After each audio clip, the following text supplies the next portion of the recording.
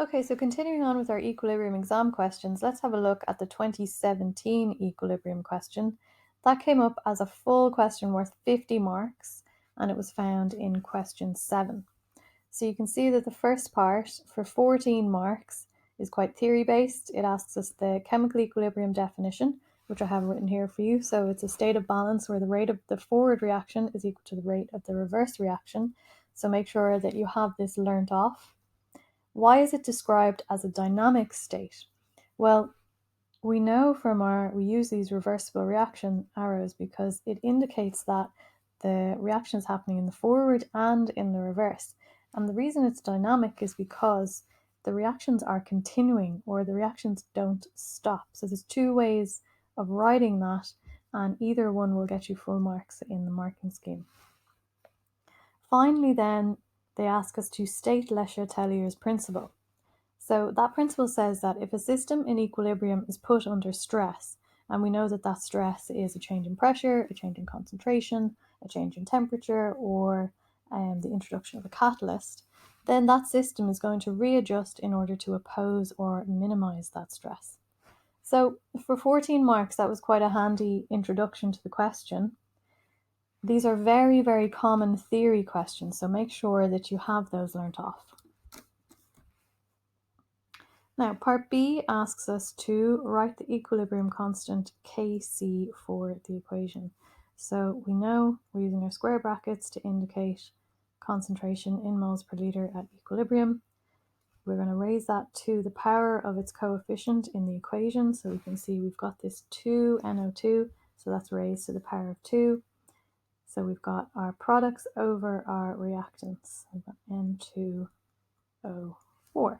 So that's our Kc. Now, for part C, they tell us the value of the Kc at this particular temperature is 0.2. We've got 1 mole of nitrogen tetroxide in a container of fixed 10-litre capacity. Calculate the equilibrium concentration of each of the gases. Okay, so we know when we're doing these equilibrium questions, we're going to write out our little table. So we've got N2O4 and we've got 2NO2. So we're going to start off by writing in the initial concentration, and we want that concentration to be in moles per liter. We're going to identify the change in that concentration, which will allow us to identify the concentration at equilibrium, and that's going to be in moles per liter also. Okay, so they tell us that we start off with 1 mole of our reactant, but it's in a 10-litre container and we want our moles per liter to be in, or we want our concentration to be in moles per liter. So we're going to divide that by 10, and that's going to give us 0.1 moles per liter. We also know that the initial concentration of our of our product is 0. Now, that's all they tell us, other than our Kc is equal to 0.2. So again, once we get here, it looks like they haven't given us enough information to actually solve the problem. But we can solve this ourselves by introducing an unknown in the form of x. So we don't know the concentration at equilibrium of our reactants or our product, but we can figure it out. So I'm going to say that my concentration of my reactant is going to decrease by x moles per liter. So that's going to be my change. It's going to decrease by x moles per liter. Now I can use my reaction ratio to predict how much of my product is going to be formed from that. So I can see from my ratio, it's a 1:2 ratio. So if I put in 1 moles of my reactant, I get out 2 moles of my product. Or if I put in x moles of my reactant, I get out 2x moles of my product. So if my reactant changes by x moles, 2x moles of my product are going to be formed. And that now allows me to calculate the concentration at equilibrium of my reactant and my product in terms of x. So my reactant is 0.1 minus x, my product is 2x. I'll put a little plus there just for consistency. Now I have an expression for the concentration at equilibrium of my reactant and of my product. And what I can do now is fill that into my Kc that I wrote in the previous question. So it's the concentration of my product, which I have figured out to be 2x, and I'm going to square that, divided by the concentration of my reactant, which is 0.1 minus x. Now, there's a little bit of maths here, so I'm going to let you guys figure out how to simplify that. And I'm going to give you the answer here. We will end up with x squared plus 0.05x minus 0.005 is equal to 0. Okay, now we have an equation that we need to solve for x. So you guys, again, I'm going to leave you to do this. You're going to solve for x using your minus b plus or minus the square root of b squared minus 4ac all over 2a. And when you do that, you should end up with two answers.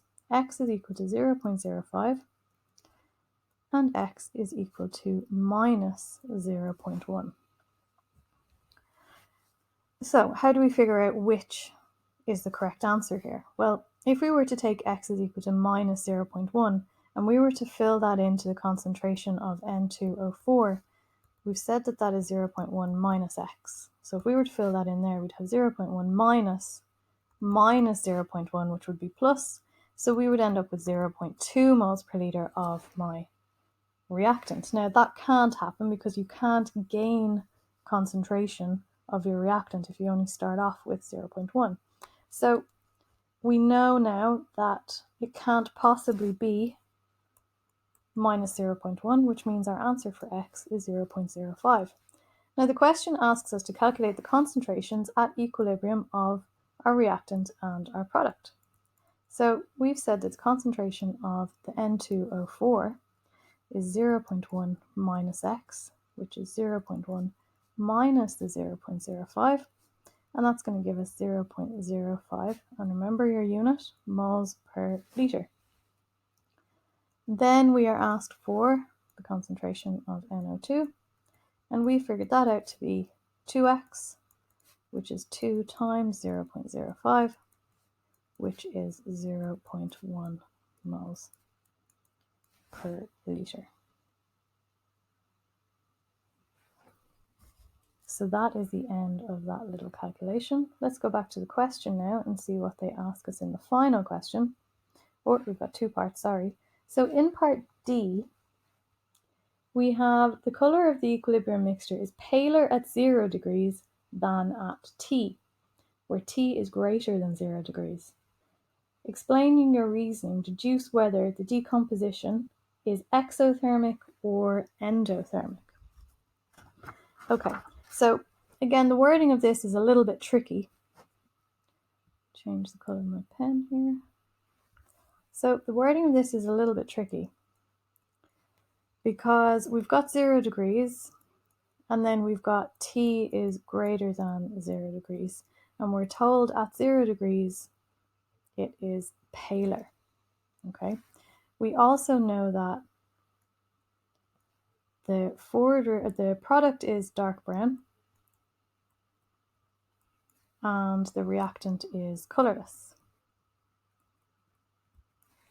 Okay, so what they're saying is at 0 degrees, the equilibrium mixture goes paler than at T, which is greater than 0 degrees. So what they're saying is that as you decrease the temperature, so as you decrease your temperature, it goes paler. So the colour goes paler. What that means is as you decrease the temperature, the reverse reaction is being favoured. And we know that as we decrease the temperature, the exothermic reaction is favoured. And why is the exothermic reaction favoured when we decrease the temperature? Well, by decreasing the temperature, we're removing that heat from the equilibrium mixture. And by Le Chatelier's principle, the exothermic reaction will be favoured in order to replace that heat that has been removed. So the exothermic reaction is being favoured here. And we're told that it goes paler as the exothermic reaction is being favoured, which means it's the reverse reaction. So we know that our reverse reaction is exothermic, which means that our forward reaction must be endothermic. So the answer to part D, the forward reaction, is endothermic. Because we're decreasing the temperature, it goes paler, which means the reverse has to be exothermic, which means the forward has to be endothermic. Now, part E, the final question. Would there be a change in the value of Kc at temperature T if a different initial concentration were used? Okay. So if we were to use a different concentration, would there be a change in Kc? Well, the answer to that is no. There is no change in Kc because we know that the only thing that can change Kc is the temperature.